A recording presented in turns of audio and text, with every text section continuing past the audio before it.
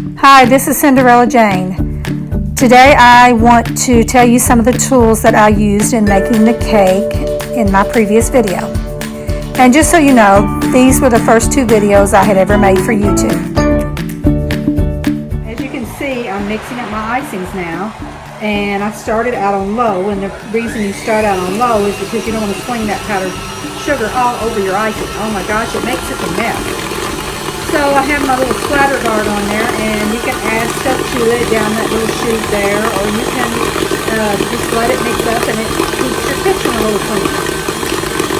So I'm going to let that mix for about 4 minutes because that's how it makes it nice and creamy, and you definitely want a nice creamy icing. I don't think in the last video I showed you how the quick icer works, but I think I'll show you that. Because if you have trouble icing a cake without getting all the crumbs in it, this will help you a lot. I'm just going to get this, and this is a big cake, so I definitely want to show that to you. So I put my icing in the bag, and I'm using the bag with the quick icer tip. And like I've told you before, you want to use a turntable because it'll make your job a whole lot easier. You just basically, you want to have the grooved edge in, unless you want stripes on your cake. You just start working your way around the cake as such with your quick icer. And it helps with that crumb situation. Just gently keep moving around till you get all the way to the end. A lot of people will use the quick icer on top as well. Generally, I don't. That I have at times, and I really prefer not to because it makes you put on a whole lot of extra icing. But if you were to use it on top, then basically you would just do stripes kind of like that.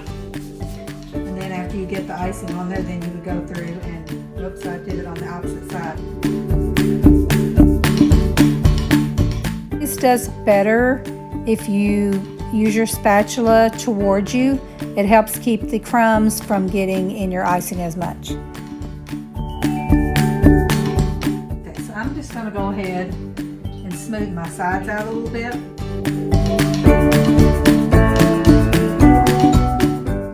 When you're using the quick icer, you want to make sure you connect with the sides of that cake so that the icing does not fall off.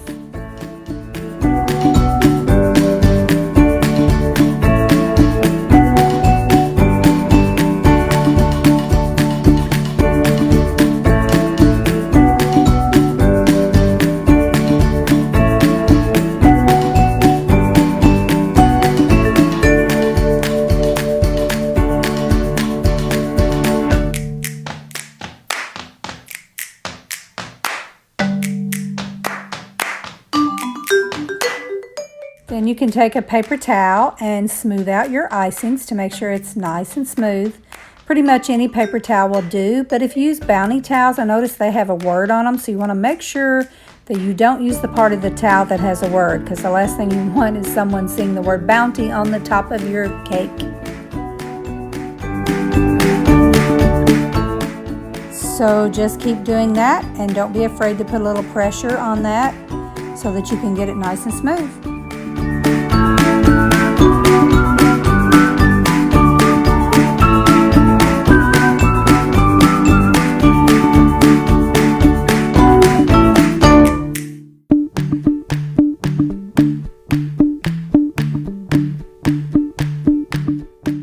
Make sure you put a little extra icing in the middle of the cake so you don't see the seam where you put the two cakes together.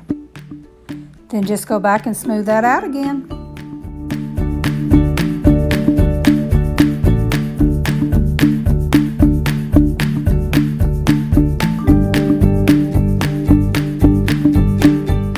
Have you ever done a cake and told someone that, oh, it will feed 150 people, and then they start cutting it and the cake doesn't even begin to feed 100 people?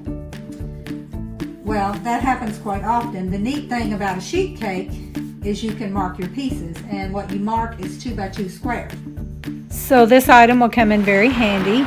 It already has all the squares marked off, and you just lay it on top of the cake and press it down, and it will leave indentions, and then they will be able to see exactly how many pieces they have, and it actually makes the cake look nice and neat. The mat won't look exactly perfect because it is a little smaller than the cake since this is a full sheet cake. So I just have to get it as close as I can for those extra 2 rows on the edge.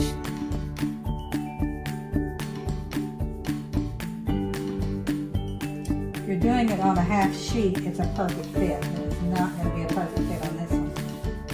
And there's not really anything at all that you can do to change that. You just have to deal with it and do your best.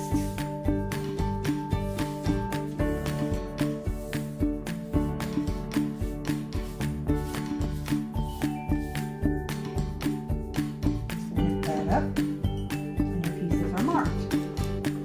I'll go over here where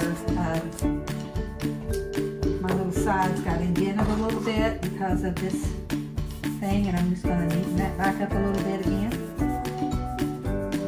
Although, like I said, it's going to have another cake setting on top of it, so it's really not going to matter that much. I'm going to do my best to make it as big as I can.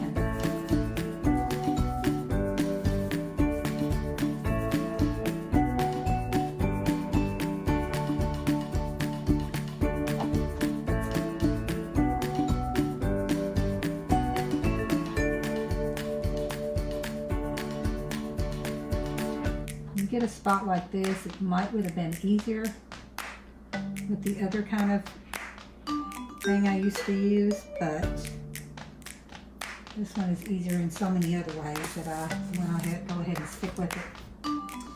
So there you have it. The cake is marked and ready for the next step. So you already watched me decorate this cake in a video before this one, so I just basically wanted to show you my tools I was working with. So thanks for watching, and this is Cinderella Jane, and I hope you will join me in the next video. Smash that like button. Bye.